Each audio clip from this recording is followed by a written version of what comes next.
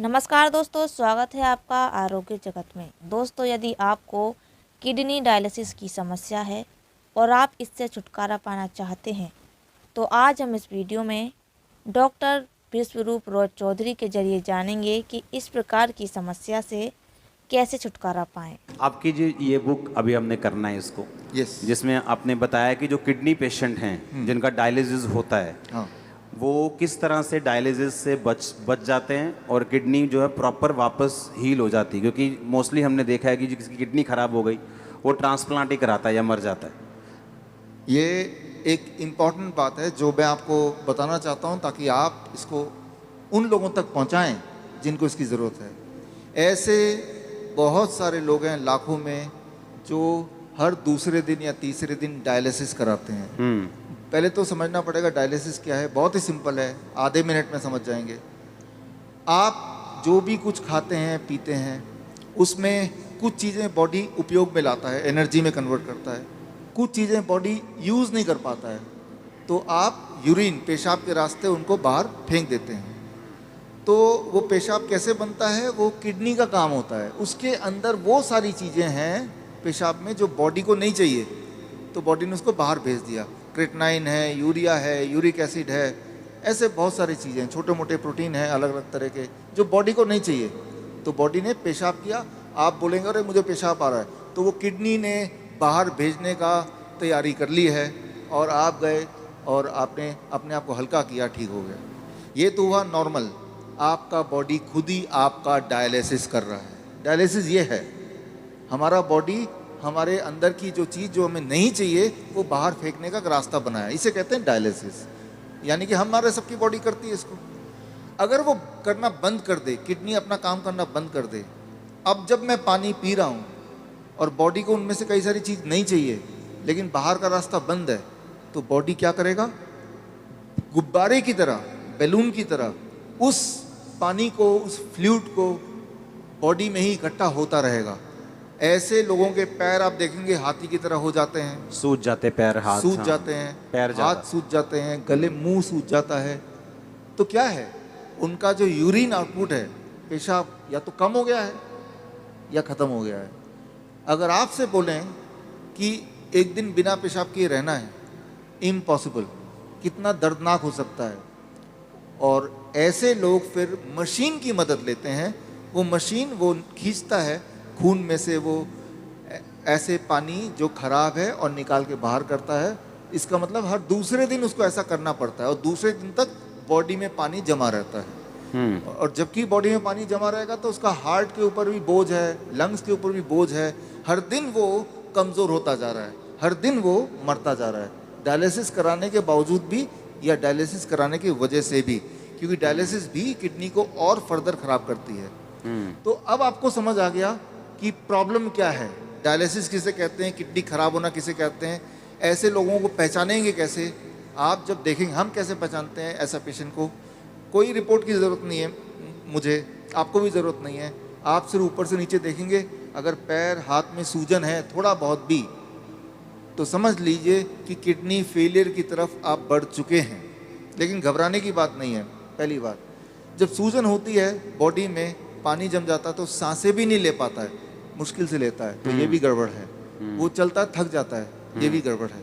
तो ये तो हो गया। अब करना क्या है, सोल्यूशन क्या है, आपके बॉडी के अंदर से पानी को निकालना है।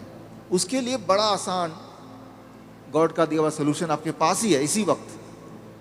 तीसरा kidney, third kidney. Third kidney किसे कहते हैं, आपका स्किन, सबसे बड़ा बॉडी का ऑर्गन। आपके स्किन में देखेंगे छोटे छोटे छेद हैं, है ना। तो ये जो छेद हैं, ये छेद से पसीना निकलता है। आप पसीने का एक बूंद लीजिए, पेशाब का एक बूंद लीजिए, दोनों को लैब में ले जाइए। अब पूछिए कि इसमें क्या है। पेशाब के एक बूंद में क्रेटनाइन, यूरिया, यूरिक एसिड, वो सारा कुछ मिलेगा जो पसीने के एक बूंद में मिलेगा। अच्छा, हाँ, यानी कि पसीना और पेशाब सेम है, अलग अलग नहीं है, बिल्कुल सेम है। केमिकल कॉम्पोजिशन दोनों का सेम है। उसमें भी सोडियम है, उसमें भी सोडियम है, उसमें भी पोटेशियम, उसमें भी पोटेशियम है। आपका पसीना एक तरह से बॉडी का पेशाब का ही एक और फॉर्म है। आपका जो स्किन है ये भी भगवान का बनाया हुआ इमरजेंसी किडनी है, इमरजेंसी किडनी। तो उस इंसान का जिसके दोनों किडनी खराब हो गए हैं, अब क्या करेंगे? ये जो स्टेपनी है, मैं इसको स्टेपनी बोलता हूँ, आपकी गाड़ी का एक टायर पंचर हो गया, आप स्टेपनी यूज करते हैं ना, तो हम बोलते हैं कि ये स्किन को यूज कर लो, स्किन से बाहर निकाल दो। अब सवाल आता है स्किन से कैसे निकालें? स्किन से निकालने के तरीके, अभी बाथटब का वीडियो प्लीज चला दें। ओके, चलाओ वीडियो बाथटब का। हमारे हॉस्पिटल में, हिम्स हॉस्पिटल है, डेराबस्सी में है, अभी जलंधर में भी खुल गया है। आप देखिए यहाँ पे वीडियो, ये जो लोग आप देख रहे हैं ये पानी के टब में बैठे हुए हैं। पानी का टेम्परेचर याद रखिएगा 40 डिग्री सेल्सियस पे है, पानी गले तक है। गले तक पानी अगर हो, उसका टेम्परेचर अगर 40 डिग्री सेल्सियस मेंटेन कर पाएं, और ये लोग अगर 2 घंटे बैठ पाएं, तो 2 घंटे के अंदर 2 घंटे सुबह शाम के एक बार या फिर 1-1 घंटा 2 बार। अच्छा, ऐसा करने से, ये सारे किडनी पेशेंट हैं, ये वो पेशेंट हैं जो हर दूसरे तीसरे दिन डायलिसिस कराने जाते थे, लेकिन अब वो जाते नहीं हैं। क्यों? क्योंकि वो अब ऐसा करते हैं, इससे उनकी तीसरी किडनी से वो सारा जो मल है जो पेशाब के रास्ते नहीं निकल पा रहा था वो निकल जाता है, पहली बात। दूसरी बात, और ऐसे टब में, कोई भी टब में बैठ जाना है, कोई भी टब में, कोई भी टब हो, और उसमें जो पानी है उसे 40 डिग्री पे ही रखना है। 40 डिग्री पे रखना है। और नापना कैसे? थर्मामीटर से। थर्मोमीटर आप 150-200 रुपए का मिल जाएगा। पानी नापने वाला जो पानी नापने स्पेशल वाला थर्मामीटर, स्पेशल थर्मोमीटर 150-200 में मिल जाएगा। हाँ, कहीं उसको चेक करते रहना कि वो 40 डिग्री पे मेंटेन रहे। अगर कम हो गया, गर्म पानी डाल लेना है, गर्म पानी डाल देना, 2 घंटे बैठना है। 2 घंटे बैठना है। ये टेम्परेरी सोल्यूशन है कि किडनी हील भी होगी? इसमें मैं आता हूँ। हाँ, ये किडनी हील होगी, लेकिन कैसे? 2 चीज होगा उसके साथ। आप अगर ये करेंगे तो एक्सपेरिमेंट करने के लिए उस इंसान का पहले आप बोलिए कि वजन करे, क्योंकि वजन में वो अंदर पानी है। 2 घंटे बाद दोबारा वजन करेंगे तो आधा किलो, 1 किलो, 1.5 किलो वजन कम मिलेगा। मतलब बाहर आ गया, वो बाहर आ गया, पहली बात। आप एक और काम करें, उनके पैरों के सूजन के फोटो खींच लें, 2 घंटे बाद दोबारा देखें, अरे सूजन कहाँ गया? अरे बाहर चला गया, उसको बॉडी ने बाहर भेज दिया। एक और काम करें, किडनी पेशेंट की एक दिक्कत होती है, उनका बीपी बहुत हाई रहता है। क्यों? गुब्बारे को जैसे फुलाएंगे तो प्रेशर बढ़ गया ना, तो बॉडी भी तो गुब्बारे की तरह फूल रही है, पानी अंदर डल डल के, तो प्रेशर बढ़ता जा रहा है। तो चाहे कितनी भी दवा खा लें किडनी का पेशेंट, प्रेशर उनका बहुत ज़्यादा होता है, ब्लड प्रेशर। अच्छा, लेकिन तो अब पहले प्रेशर नाप लें, ज़्यादा ही मिलेगा 200/100।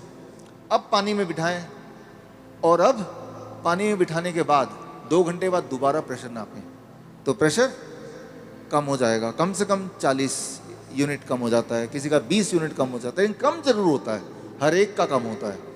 तो जो मेन सिम्टम होते हैं किडनी पेशेंट के, वो सारे सिम्टम एक क्लासिक सिम्टम होता है। मोस्टली बोलते हैं कि किडनी आपकी श्रिंक हो गई है जी, किडनी सुंगड़ गई है, सिकुड़ गई है, वो काम नहीं कर रही। हाँ, वो फिर से बढ़ेगी कि नहीं बढ़ेगी? ऐसे ही रखना पड़ेगा पेशेंट को? ये बड़ा इंटरेस्टिंग है। ये सवाल बहुत सारे पेशेंट ठीक होने के बाद भी पूछते हैं। ठीक होना कैसे पता चल गया? कि अब उनको ये करने की ज़रूरत नहीं है, 3 महीना लगातार करने के बाद अब करने की ज़रूरत ही नहीं है। अब पेशाब भी नॉर्मल हो रहा है, सूजन भी नहीं आ रही है, ब्लड प्रेशर भी नॉर्मल है, यानी ठीक हो गया। लेकिन वो क्रिएटिनिन और यूरिया, क्रिएटिनिन भी नॉर्मल आ गया, यूरिया भी नॉर्मल आ गया, यूरिक एसिड भी नॉर्मल है, सारा कुछ नॉर्मल हो गया। हाँ, ब्रीदिंग भी नॉर्मल है। साइज किडनी का। अब आता है साइज।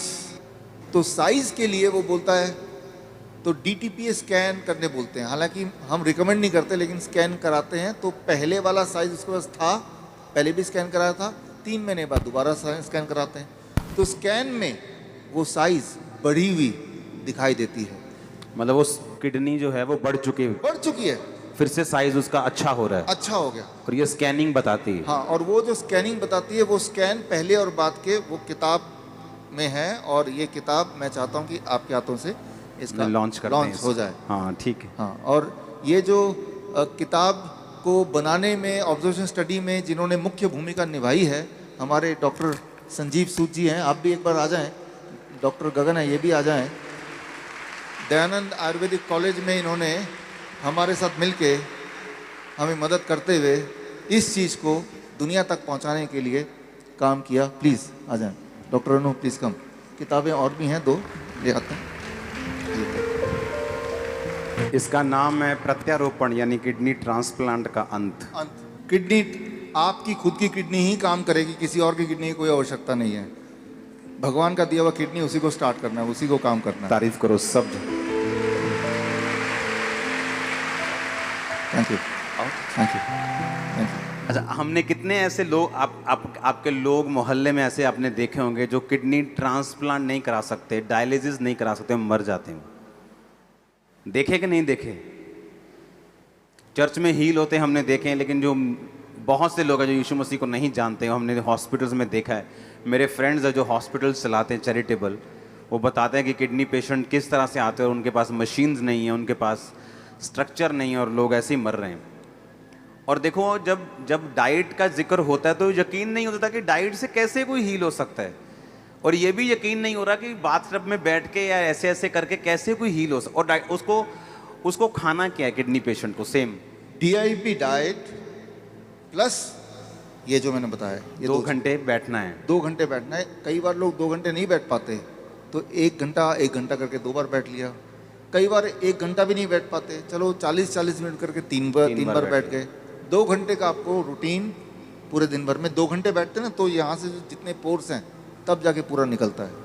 ये एक रूटीन बनता है। और 3 महीने बाद फिर उसकी किडनी अपने आप काम भी करना शुरू करती है। अपने आप काम करना शुरू करती है, तो फिर ये बंद कर देना है। डाइट चलेगा जिंदगी भर, डाइट चलेगी। हाँ, इसको बंद कर देना है। ये बंद हो जाएगा, ये बंद हो जाएगा और पेशेंट नॉर्मल रहेगा। पेशेंट, अब वो पेशेंट ही नहीं है, अब वो पेशेंट नहीं, अब पेशेंट नहीं है, वो आप और हम जैसे हैं। नॉर्मल हो गया वो, हमारे जैसे। हाँ।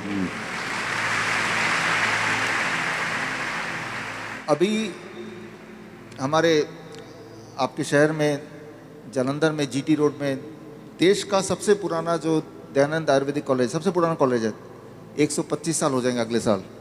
तो यहाँ पे भी इसी मेथड से किडनी का इलाज शुरू हो चुका है।